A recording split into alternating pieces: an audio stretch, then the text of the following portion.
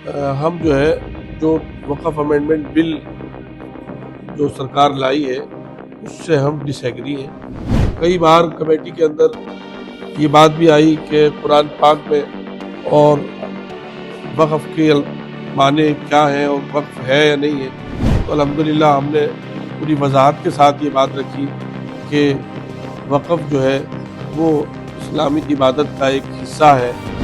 BJP सरकार ने centre में बजट पेश किया है, उसमें सब कुछ है, लेकिन नौजवानों के लिए कोई रोजगार, किसानों के लिए कोई स्कीम, गरीबों के लिए कुछ नहीं है। जो मध्यम तबके के लोग हैं, जो मिडिल क्लास है, उसकी तो गर्दन पर इस सरकार ने पैर रख दिया है। हाँ, ये डिसेंट नोट है कि हम जो है जो वक़्फ़ अमेंडमेंट बिल जो सरकार लाई है उससे हम डिसएग्री हैं, वो हमें मंजूर नहीं है। और उसमें जो क्लॉज है, क्लॉज बाई क्लॉज हमने उसको जो है वो रिजेक्ट किया है। और हमारा जो रिजेक्शन था, जो हमने सवालात उठाए थे, कुछ चीज़ें उन्होंने हमारी निकाल दी थी, लेकिन हम लोगों ने फिर स्पीकर साहब से, सारे अपोजिशन के मेंबरों ने जो है वो इस पर आवाज़ उठाई, तो उसके बाद फिर उन्होंने उन चीज़ों को दोबारा शामिल करने का आश्वासन दिया और शामिल की गई हैं। और ये रामपुर के लिए, हम सब के लिए ये बहुत ही उसकी बात है कि रामपुर की नुमाइंदगी हमने की और पूरी कमेटी में एक स्कॉलर, एक मजहबी स्कॉलर के नाते और एक इमाम और रामपुर के प्रतिनिधि की हैसियत से मैं इसमें शामिल था।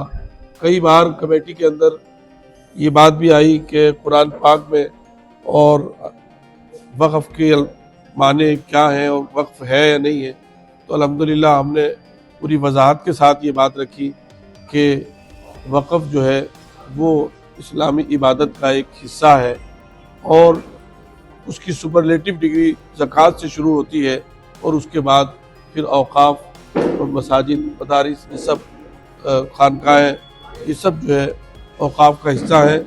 और इसमें वही जो वाकिफ़ की मंशा है, जो रूल एंड रेगुलेशन है, जो इस्लामिक लॉ है वक़्फ़ के बारे में, वही अप्लाई हो सकता है।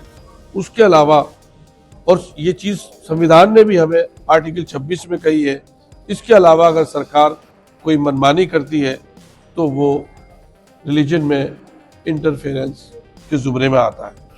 देखिए, अभी बीजेपी सरकार ने सेंटर में बजट पेश किया है, उसमें सब कुछ है, लेकिन नौजवानों के लिए कोई रोजगार, किसानों के लिए कोई स्कीम, गरीबों के लिए कुछ नहीं है। बल्कि जितना कुछ दे रहे हैं वो 5% है और ले 22% है।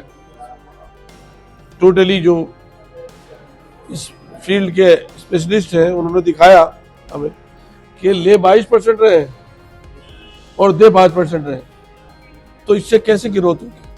जीडीपी जो घट रही है उसका बड़ा सबब ये है, जो मध्यम तबके के लोग हैं, जो मिडिल क्लास है, उसकी तो गर्दन पर इस सरकार ने पैर रख दिया है कि या तो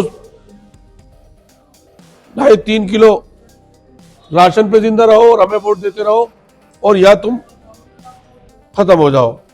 मीडियम क्लास को इसके यहाँ कोई जगह नहीं है।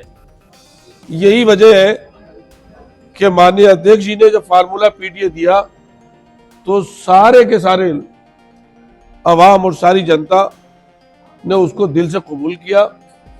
और हमें उम्मीद है कि आने वाले चुनाव में जनता, जो समाजवादी ने जनता की फलाह के लिए, जनता की कामयाबी के लिए जो सुविधाएं शुरू की थी, जैसे एम्बुलेंस थी, जैसे 100 नंबर की सर्विस थी, जिससे पब्लिक अपने छोटे मोटे झगड़े बिना कुछ दिए हुए सॉल्व कर लिया करती थी, इस सरकार ने उसको खत्म कर दिया।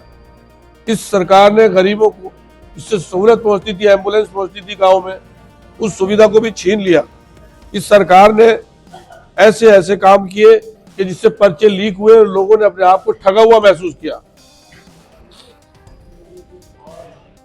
अच्छा, सांसद जी, महाकुंभ चल रहा है, महाकुंभ को लेकर बड़े सवाल उठ रहे हैं। वहाँ आए दिन आग लग रही है, भगदड़ मच रही है, लोगों की मौतें हो रही हैं, उसको लेकर क्या कहना है? देखिए, किसी भी मजहब के उस पर सवाल हम नहीं उठाते, लोगों की आस्था है वो कर रहे हैं, लेकिन मैनेजमेंट जो है वो उस मैनेजमेंट के फेलियर से जो इंसानी जाने, जो भारत के लोग जिस तरह से वहां भी अमीर और गरीब का जो सिलसिला शुरू किया है, जिसकी वजह से लोगों में एक मायूसी पैदा हुई है और जो वाकयात पेश आए हैं वो बहुत शर्मनाक है। सब्सक्राइब करें आपका अपना चैनल न्यूज टाइम नेशन और हर खबर सबसे पहले पाने के लिए बेल आइकॉन जरूर दबाएं। और हाँ, खबरें पसंद आ जाएं तो लाइक और शेयर करना ना भूलें।